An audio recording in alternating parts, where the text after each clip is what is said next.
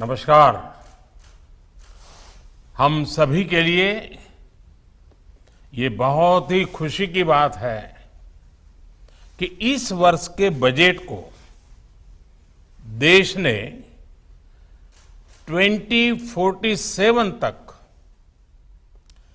विकसित भारत बनाने के लक्ष्य की पूर्ति के एक शुभारंभ के रूप में देखा है। बजट को भावी अमृतकाल की दृष्टि से देखा और परखा गया है। ये देश के लिए शुभ संकेत है कि देश के नागरिक भी अगले 25 वर्षों को इन्हीं लक्ष्यों से जोड़कर देख रहे हैं। साथियों, बीते 9 वर्षों में देश विमेन लेड डेवलपमेंट के विजन को लेकर आगे बढ़ा है। भारत ने अपने बीते वर्षों के अनुभव को देखते हुए विमेन डेवलपमेंट से विमेन लेड डेवलपमेंट के प्रयासों को वैश्विक मंच पर भी ले जाने का प्रयास किया है।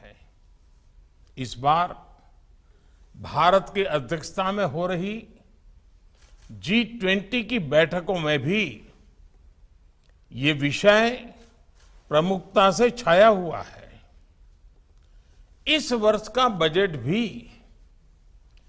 विमेन लेड डेवलपमेंट के इन प्रयासों को नई गति देगा और इसमें आप सभी की बहुत बड़ी भूमिका है। मैं इस बजट वेबिनार में आप सभी का स्वागत करता हूं। साथियों, नारी शक्ति की संकल्प शक्ति, इच्छा शक्ति, उनकी कल्पना शक्ति, उनकी निर्णय शक्ति, त्वरित फैसले लेने का उनका सामर्थ्य निर्धारित लक्ष्यों को प्राप्त करने के लिए उनकी तपस्या, उनके परिश्रम की पराकाष्ठा, ये हमारी मातृशक्ति की पहचान है। ये एक प्रतिबिंब है। जब हम विमेन लेड डेवलपमेंट कहते हैं तब उसका आधार यही शक्तियां हैं। मां भारती का उज्जवल भविष्य सुनिश्चित करने में नारी शक्ति का यह सामर्थ्य भारत की अनमोल शक्ति है। यही शक्ति समूह इस शताब्दी में भारत के स्केल और स्पीड को बढ़ाने में बहुत बड़ी भूमिका निभा रही है। साथियों, आज हम भारत के सामाजिक जीवन में बहुत बड़ा क्रांतिकारी परिवर्तन महसूस कर रहे हैं। पिछले कुछ वर्षों में भारत ने जिस प्रकार विमेन एम्पावरमेंट के लिए काम किया है, आज उसके परिणाम नजर आने लगे हैं। आज हम देख रहे हैं कि भारत में पुरुषों की तुलना में महिलाओं की संख्या बढ़ रही है। पिछले 9-10 वर्षों में हाई स्कूल या उसके आगे की पढ़ाई करने वाली लड़कियों की संख्या 3 गुना बढ़ी है। भारत में साइंस, टेक्नोलॉजी, इंजीनियरिंग और मैथ्स में लड़कियों का एनरोलमेंट आज 43% तक पहुंच चुका है और ये समृद्ध देश, विकसित देश, अमेरिका हो, यूके हो, जर्मनी हो, इन सबसे भी ज्यादा है। इसी तरह मेडिकल फील्ड हो या खेल का मैदान हो, बिजनेस हो या पॉलिटिकल एक्टिविटी हो, भारत में महिलाओं की केवल भागीदारी नहीं बढ़ी है, बल्कि वो हर क्षेत्र में आगे आकर नेतृत्व कर रही है। आज भारत में ऐसे अनेक क्षेत्र हैं जिनमें महिला शक्ति का सामर्थ्य नजर आता है। जिन करोड़ों लोगों को मुद्रा लोन दिए गए, उनमें से करीब 70% लाभार्थी देश की महिलाएं हैं। ये करोड़ों महिलाएं अपने परिवार की आय ही नहीं बढ़ा रही हैं, बल्कि अर्थव्यवस्था के नए आयाम भी खोल रही है।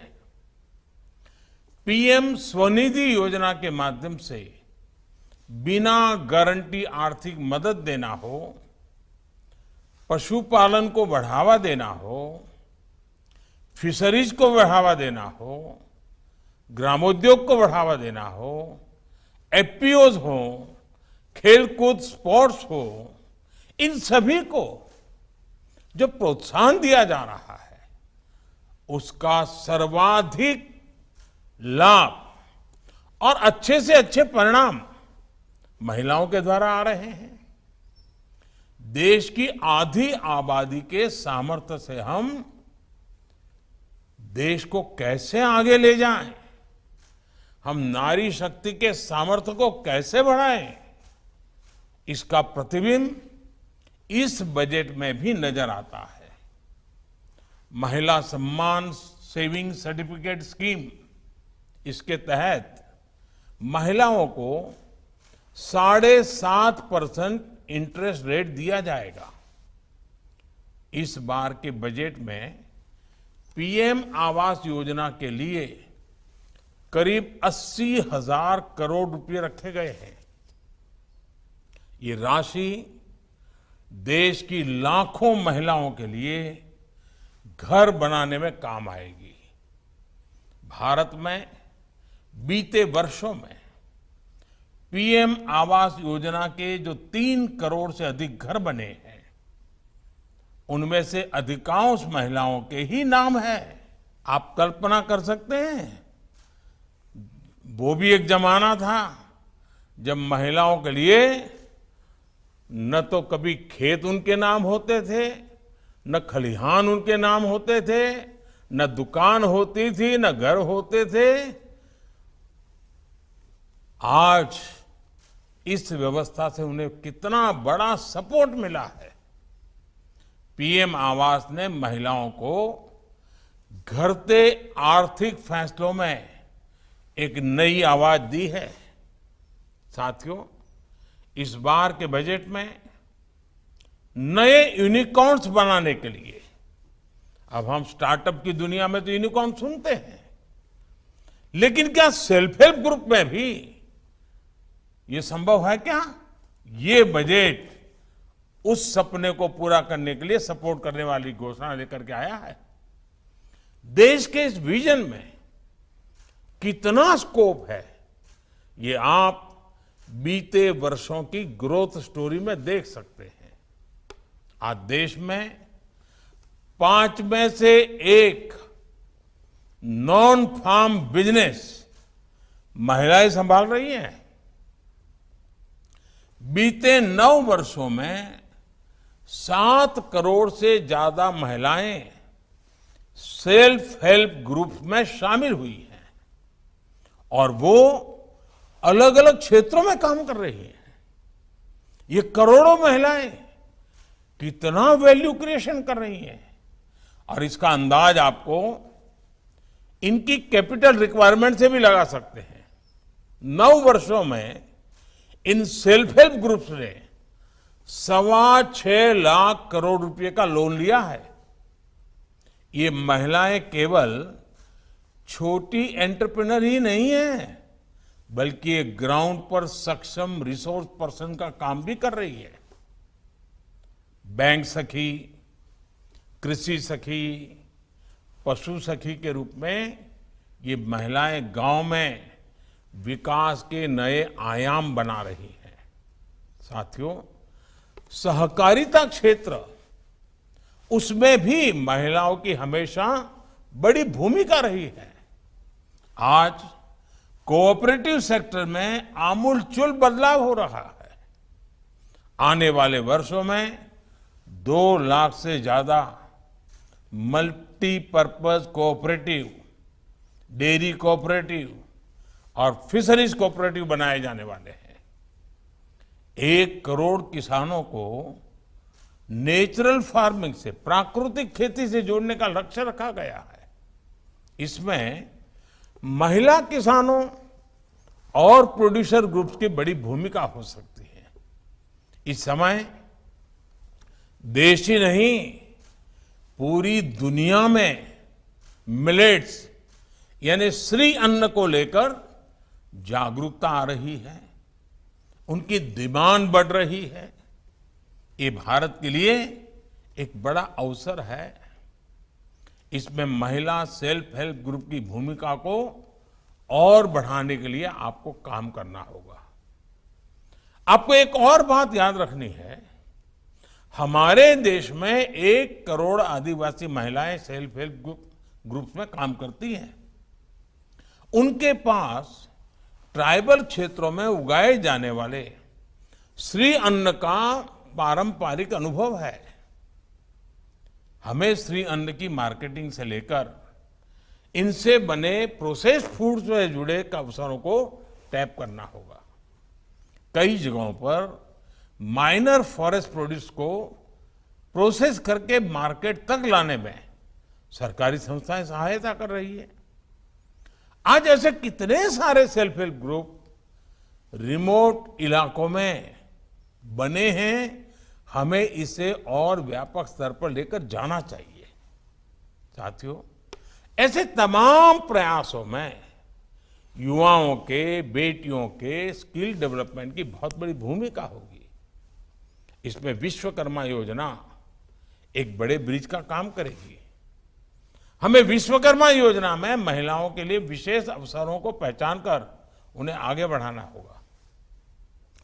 जेम पोर्टल और ई कॉमर्स भी महिलाओं के व्यवसाय को विस्तार देने का बड़ा माध्यम बन रहे हैं। आज नई टेक्नोलॉजी का फायदा हर सेक्टर ले रहा है। हमें सेल्फ हेल्प ग्रुप्स को दी जाने वाले ट्रेनिंग में ज्यादा से ज्यादा नई टेक्नोलॉजी के प्रयोग पर बल देना चाहिए। साथियों, देश आज सबका साथ, सबका विकास, सबका विश्वास और सबका प्रयास की भावना के साथ आगे बढ़ रहा है। जब हमारी बेटियां सेना में जाकर देश की सुरक्षा करती दिखाई देती हैं, राफेल उड़ाती दिखाई देती हैं, तो उनसे जुड़ी सोच भी बदलती है। जब महिलाएं एंटरप्रेन्योर्स बनती हैं, फैसले लेती हैं, रिस्क लेती है, तो उनसे जुड़ी सोच भी बदलती है।